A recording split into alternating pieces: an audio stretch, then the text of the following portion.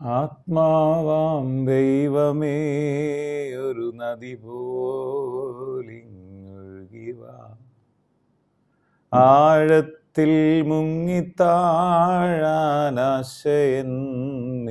പൊങ്ങുന്നേ,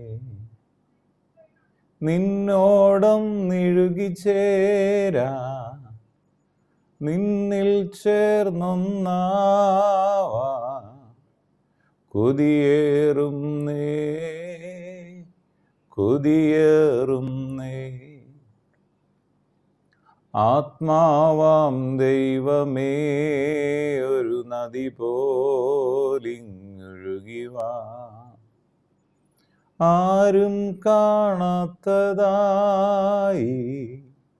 ആരും കേൾക്കാത്തതായി,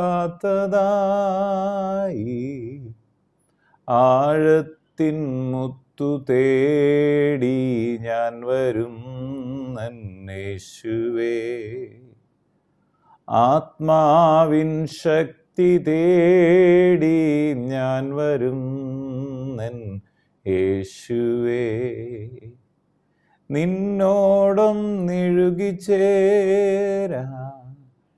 നിന്നിൽ ചേർന്നൊന്നാവാ,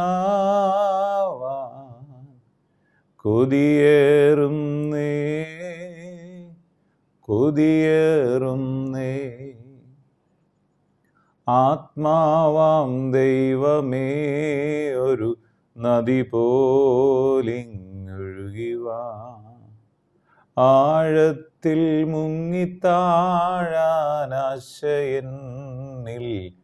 പൊങ്ങുന്നേ, ഒഴുകിവാ നീ ഒഴുകിവാ നീ ഒഴുകിവാ, എന്നിലൊഴുകിവാ നീ ഒഴുകിവാ നീ ഒഴുകിവാ,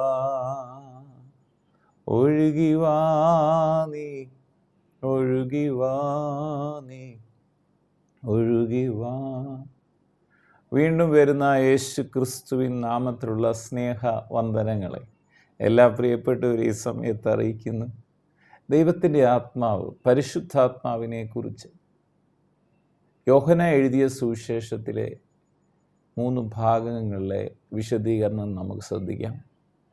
വിശുദ്ധ യോഹന്നാൻ എഴുതിയ സുവിശേഷം 3-ാം അധ്യായം അതിൻ്റെ 3-ാം വാക്യത്തിൽ പറയാണ്, യേശു അവനോട്, ആമീൻ ആമീൻ ഞാൻ നിന്നോട് പറയുന്നു, പുതിയതായി ജനിച്ചില്ല എങ്കിൽ ദൈവരാജ്യം കാണുവാൻ കഴിയുകയില്ല എന്ന് ഉത്തരം പറഞ്ഞു. ഇവിടെ സംഭവിക്കുന്നതാണ്, പരീശന്മാരുടെ കൂട്ടത്തിൽ യഹൂദന്മാരുടെ പ്രമാണിയായ നിക്കോദീമോസ് എന്ന് പേരുള്ള ഒരു മനുഷ്യൻ രാത്രിയിൽ യേശു അവൻ്റെ അടുക്കൽ വന്ന്, റബീ, നീ ദൈവത്തിൻ്റെ അടുക്കൽ നിന്ന് ഉപദേഷ്ടാവായി വന്നിരിക്കുന്നു എന്ന് ഞങ്ങൾ അറിയുന്നു. ദൈവം തന്നോട് കൂടെ ഇല്ലെങ്കിൽ നീ ചെയ്യുന്ന ഈ അടയാളങ്ങളെ ചെയ്യുവാൻ ആർക്കും കഴിയുകയില്ല എന്ന് പറഞ്ഞു. യേശു അവനോട് പറയാണ്, ആമീൻ ആമീൻ ഞാൻ നിന്നോട് പറയുന്നു, നീ പുതിയതായി ജനിക്കണം. നമ്മൾ ജനിച്ചത് എങ്ങനെയാണെന്ന് പറയുന്നുണ്ട്. യോഹന്നാൻ എഴുതിയ സുവിശേഷത്തിൻ്റെ 1-ാം അധ്യായം 13-ാമത്തെ വചനം പറയുകയാണ്, അവനെ കൈക്കൊണ്ട് അവൻ്റെ നാമത്തിൽ വിശ്വസിക്കുന്ന ഏവർക്കും ദൈവമക്കളാകാൻ അവന് അധികാരം കൊടുത്തു. അവർ രക്തത്തിൽ നിന്നല്ല, ജഡത്തിൻ്റെ ഇഷ്ടത്താലല്ല, പുരുഷൻ്റെ ഇഷ്ടത്താലല്ല, ദൈവത്തിൽ നിന്നത്രേ ജനിച്ചത്. ദൈവത്തിൽ നിന്ന് ഒരു ജനനം. അങ്ങനെ നമ്മൾ ദൈവ മക്കളായി മാറുകയാണ്. യേശുവിനെ സ്വീകരിക്കുന്നതിലൂടെ ദൈവരാജ്യത്തിൻ്റെ അവകാശികളായി മാറുകയാണ്. അങ്ങനെ ദൈവരാജ്യത്തിൻ്റെ അവകാശികളായി തീരണമെങ്കിൽ യേശുവിനെ കൈക്കൊള്ളണം, എന്നിട്ട് പുതിയതായി ജനിക്കണം. അപ്പോൾ നിക്കോദീമോസ് യേശുവിനോട് പറയാണ്, ആ മനുഷ്യൻ വൃദ്ധനായ ശേഷം എങ്ങനെയാണ് ജനിക്കുവാൻ കഴിയുന്നത്?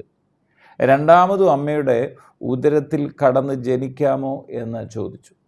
അപ്പോൾ യേശു പറയണം, ആമീൻ ആമീൻ ഞാൻ നിന്നോട് പറയുന്നു, വെള്ളത്താലും ആത്മാവിനാലും ജനിച്ചില്ല എങ്കിൽ ദൈവരാജ്യത്തിൽ കടപ്പാൻ ആർക്കും കഴിയുകയില്ല. ജഡത്താൽ ജനിച്ചത് ജഡമാകുന്നു, ആത്മാവിനാൽ ജനിച്ചത് ആത്മാവാകുന്നു.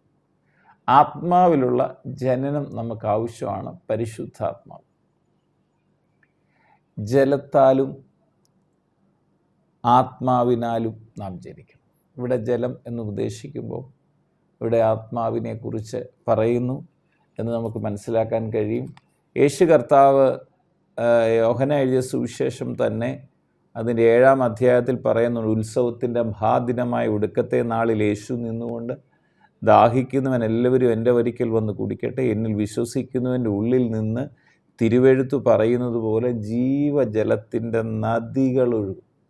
ഇത് എന്തിനെക്കുറിച്ചാണ് പറഞ്ഞേക്കുന്നത്? ജീവജലത്തിൻ്റെ നദികൾ എന്ന് പറയുമ്പോൾ ഇത് തന്നിൽ വിശ്വസിക്കുന്നവർക്ക് ലഭിക്കുവാനുള്ള ആത്മാവിനെ കുറിച്ചാകുന്നു പറഞ്ഞത്. യേശു അന്നുവരെ തേജസ്കരിക്കപ്പെട്ടിട്ടില്ലായകയാൽ ആത്മാവ് വന്നിട്ടില്ലായിരുന്നു. അപ്പോൾ ഈ ജലം എന്ന് പറയുന്നത് ഇവിടെ ആത്മാവിനെ കുറിച്ചാണ്, പരിശുദ്ധാത്മാവിനെ കുറിച്ചാണ്. ദാഹിക്കുന്നത് എന്തിനു വേണ്ടിയാണ് ദാഹിക്കേണ്ടത്? ഈ ജലത്തിന് വേണ്ടിയാണ്, ആത്മാവിലുള്ള ആ ജലത്തിന് വേണ്ടിയാണ്. ഇവിടെ യേശു 4-ാം അധ്യായത്തിൽ യേശുവും ശമരിയാക്കാരി സ്ത്രീയും കൂടെയുള്ള സംഭാഷണത്തിൽ ഇത് തന്നെ വരുന്നുണ്ട്. ശമരിയാക്കാരി വെള്ളം കോരുവാൻ വന്നു. യേശു അവളോട്, എനിക്ക് കുടിപ്പാൻ തരുമോ എന്ന് ചോദിച്ചു. അവൻ്റെ ശിഷ്യന്മാർ ഭക്ഷണ സാധനങ്ങളെ കൊള്ളുവാൻ പട്ടണത്തിൽ പോരും. ശമരിയ സ്ത്രീ അവനോട്, നീ യഹൂദനായിരിക്കെ ശമരിയാക്കാരെ എന്നോട് കുടിപ്പാൻ ചോദിക്കുന്നത് എങ്ങനെയെന്ന് പറഞ്ഞു. യഹൂദർക്കും ശമരിയർക്കും തമ്മിൽ സമ്പർക്കമില്ല. അതിന് യേശു, നീ ദൈവത്തിൻ്റെ ദാനവും നിന്നോട് കുടിപ്പാൻ ചോദിക്കുന്നവൻ ആരെന്നും അറിഞ്ഞുവെങ്കിൽ നീ അവനോട് ചോദിക്കുകയും അവൻ ജീവനുള്ള വെള്ളം നിനക്ക് തരികയും ചെയ്യുമായിരുന്നു. ഈ ജീവനുള്ള വെള്ളം എന്ന് പറയുന്നത് എന്താണ്? ഇത് പരിശുദ്ധാത്മാവാണ്, തന്നിൽ വിശ്വസിക്കുന്നവർക്ക് ലഭിക്കാനുള്ള പരിശുദ്ധാത്മ. അപ്പം വെള്ളത്തിലും ആത്മാവിലും ജനിക്കണമെന്ന് നിക്കോദിമോസിനോട് പറയുന്നതിന് പരിശുദ്ധാത്മാവിലൂടെയുള്ള ജനനത്തെക്കുറിച്ചും സൂചിപ്പിക്കുന്നതാണ്. ഇവിടെ എന്നിട്ട് പറയാണ്, ജീവനുള്ള വെള്ളം നിനക്ക് തരുമാനം. സ്ത്രീ അവനോട്, യജമാനനെ നിനക്ക് കോരുവാൻ പാത്രമില്ലല്ലോ, കിണർ ആഴമുള്ളതാകുന്നു, പിന്നെ ജീവനുള്ള വെള്ളം നിനക്ക് എവിടെ നിന്ന്? നമ്മുടെ പിതാവായ യാക്കോബിനേക്കാൾ നീ വലിയവനോ? അവനാകുന്നു ഈ കിണർ ഞങ്ങൾക്ക് തന്നത്, അവനും അവൻ്റെ മക്കളും മൃഗങ്ങളും ഇതിലെ വെള്ളം കുടിച്ചു പോരുന്നു എന്ന് പറഞ്ഞു. യേശു അവളോട്, ഈ വെള്ളം കുടിക്കുന്നവനെല്ലാം പിന്നെയും ദാഹിക്കും. ഞാൻ കൊടുക്കുന്ന വെള്ളം കുടിക്കുന്നവനോ, ഈ വെള്ളം ലോകത്തിൻ്റെ വെള്ളം, അത് കുടിക്കുന്നവന് പിന്നെയും ദാഹിക്കും. ഞാൻ കൊടുക്കുന്ന വെള്ളം കുടിക്കുന്നവനോ ഒരു നാളും ദാഹിക്കുകയില്ല. ഇതെന്തിനെക്കുറിച്ച് പറഞ്ഞിരിക്കുന്നു? തന്നിൽ വിശ്വസിക്കുന്നവർക്ക് ലഭിക്കുന്ന പരിശുദ്ധാത്മാവിനെ കുറിച്ച് പറഞ്ഞിരിക്കുന്നു. ഇവിടെ പറയാണ്, വെള്ളം കുടിക്കുന്നവനോ ഒരു നാളും ദാഹിക്കുകയില്ല. ഞാൻ കൊടുക്കുന്ന വെള്ളം അവനിൽ നിത്യജീവനിലേക്ക് പൊങ്ങി വരുന്ന നീരുറവയായി തീരുമെന്ന് പറഞ്ഞു. ഇപ്പം പരിശുദ്ധാത്മാവിനെ ഈ ഭാഗങ്ങളിൽ വെള്ളമായി, നീരുറവയായി വിശദീകരിക്കുന്നു. ദാഹമകറ്റുന്ന, മനുഷ്യൻ്റെ ദാഹം അകറ്റാൻ പരിശുദ്ധാത്മാവിന് കഴിയും.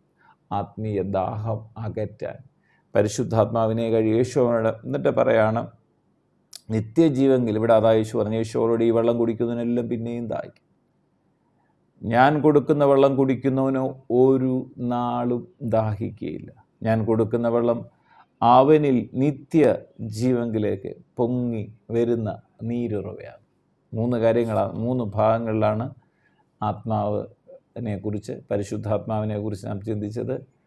അത് പരിശുദ്ധാത്മാവിനെ ഇവിടെ സൂചിപ്പിക്കുന്ന വെള്ളം, നീരുറവ, ജീവജലം എന്നൊക്കെയാണ് പരിശുദ്ധാത്മാവ്. നിക്കോദീമോസിനോട് കർത്താവ് പറയാണ്, വെള്ളത്താലും ആത്മാവിനാലും ജനിക്കും. 2, ശമരിയാക്കാരി സ്ത്രീയോട് പറയാണ്, യേശുവോട് ഈ വെള്ളം കുടിക്കുന്നതിനെല്ലാം പിന്നെയും ദാഹിക്കും. ഞാൻ കൊടുക്കുന്ന വെള്ളം കുടിക്കുന്നതിന് ഒരു നാളും ദാഹിക്കത്തില്ല. ഞാൻ കൊടുക്കുന്ന വെള്ളം അവൻ നിത്യജീവനിലേക്ക് പൊങ്ങി വരുന്ന നീരുറവ. അതേ കർത്താവ് 7-ാം അധ്യായത്തിൽ വരികയാണ്. ജീവജലമായിട്ട് ഇതിനെ സൂചിപ്പിക്കുകയാണ് പരിശുദ്ധാത്മാവ്. ഉത്സവത്തിൻ്റെ മഹാദിനമായ ഒടുക്കത്തെ നാളിൽ യേശു നിന്നുകൊണ്ട് ദാഹിക്കുന്നവൻ എല്ലാം വന്ന് കുടിക്കട്ടെ. നമ്മുടെ അകത്ത് പരിശുദ്ധാത്മാവായ ദൈവം വന്നിരിക്കുന്നു. നാം പരിശുദ്ധാത്മാവിൻ്റെ മന്ദിരങ്ങളായി മാറിയിരിക്കുന്നു. അപ്പോൾ തന്നെ ഇത് നമ്മോട് സംസാരിക്കുമ്പോൾ ഇന്ന് പരിശുദ്ധാത്മാവ് ജീവജലത്തിന് നദിയായി, നമ്മൾ നിത്യജീവനിലേക്ക് പൊങ്ങി വരുന്ന നീരുറവയായി പരിശുദ്ധാത്മാവ് തീരുന്നു. ദൈവരാജ്യത്തിലേക്ക് നമ്മെ പരിശുദ്ധാത്മാവ് പ്രവേശിപ്പിക്കുന്നു. പരിശുദ്ധാത്മാവിൻ്റെ ഗൈഡൻസിൽ നമ്മൾ ആ ജീവജല നദിയിൽ നിന്ന് പാനം ചെയ്ത് അനേകരിലേക്ക് ഈ ജീവജലത്തിൻ്റെ നദി കൊണ്ട് നിത്യജീവനിലേക്ക് പൊങ്ങി വരുന്ന നീരുറവ നമ്മുടെ ഉള്ളിൽ നിന്ന് പുറത്തു വരും.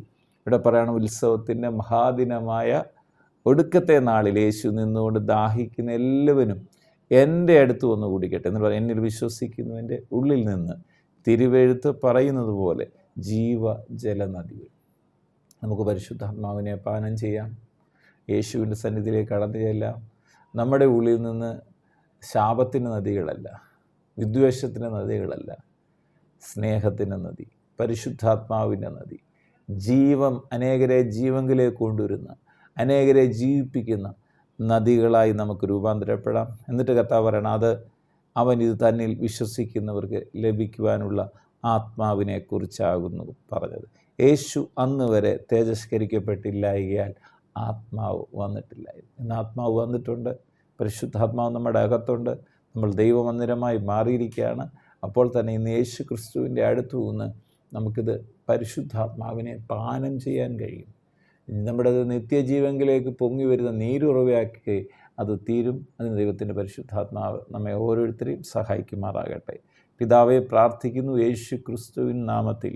ഇന്ന് ഞങ്ങൾ ഒന്നിച്ച് കൃപാസന മുൻപാകെ വരുന്നു. കർത്താവെ, വെള്ളത്താലും ആത്മാവിനാലും ജനിക്കുന്നതിനെക്കുറിച്ച് ഞങ്ങളോട് ഇന്ന് കർത്താവ് സംസാരിച്ചല്ലോ.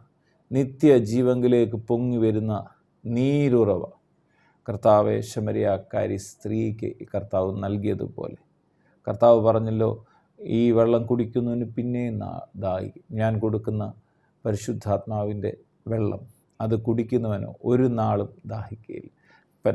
പരിശുദ്ധാത്മാവിനെ പാനം ചെയ്യാൻ നിത്യജീവങ്കിലേക്ക് പൊങ്ങി വരുന്ന നീരുറവകളായി ഞങ്ങൾ ഓരോരുത്തരും തീരുവാൻ പരിശുദ്ധാത്മാവെ സഹായിക്കണമെന്ന് പ്രാർത്ഥിക്കുന്നു. ഞങ്ങളുടെ ഉള്ളിൽ നിന്ന്, യേശു ക്രിസ്തുവിൻ്റെ ഉള്ളിൽ നിന്ന് ഞങ്ങൾ പാനം ചെയ്ത്, യേശുവിൽ നിന്ന് പരിശുദ്ധാത്മാവിനെ പാനം ചെയ്ത് ഞങ്ങളുടെ ഉള്ളിൽ നിന്ന് ജീവജലത്തിൻ്റെ നദികളായി തീരാൻ ദിവസങ്ങളിടയാകട്ടെ എന്ന് പ്രാർത്ഥിക്കാൻ. എന്നെ കേൾക്കുന്ന രോഗികൾ യേശു ക്രിസ്തുവിൻ അടിപ്പിണരുകളാൽ സൗഖ്യം പ്രാപിക്കട്ടെ. ഹൃദയഭാരങ്ങൾ മാറിപ്പോട്ടെ, ആകുല ചിന്തകൾ മാറട്ടെ, ഭയങ്ങൾ മാറട്ടെ. കർത്താവായ യേശു ക്രിസ്തുവിൻ മഹത്വം ഓരോ വ്യക്തി ജീവിതങ്ങളിലും വ്യാപരിക്കട്ടെ. പ്രാർത്ഥിച്ച് അനുഗ്രഹിക്കുന്നു. സകല മഹത്വം അർക്കപ്പെട്ട കുഞ്ഞാടിന് യേശു ക്രിസ്തുവിൻ പൊന്നുനാമത്തിൽ പിതാവേ, ആമേൻ. അത് മുട്ടോളം വല്ല അരയോളവും പോരാ, നിന്നിൽ മുങ്ങിടുവാൻ കൊതിയായിടുന്നേ.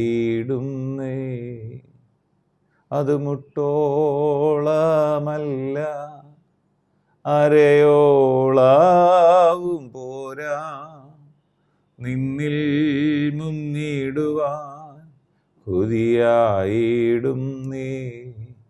യേശുവേ നാഥ, അങ്ങയെ ഞാൻ ആരാധിക്കുന്നു, സ്തുതിക്കുന്നു. യേശുവേ നാഥ, അങ്ങയെ ഞാൻ ആരാധിക്കുന്നു, സ്തുതിക്കുന്നു. മുട്ടോളമല്ല അരയോളവും പോരാ, നിന്നിൽ മുങ്ങിടുവാൻ കൊതിയായിടും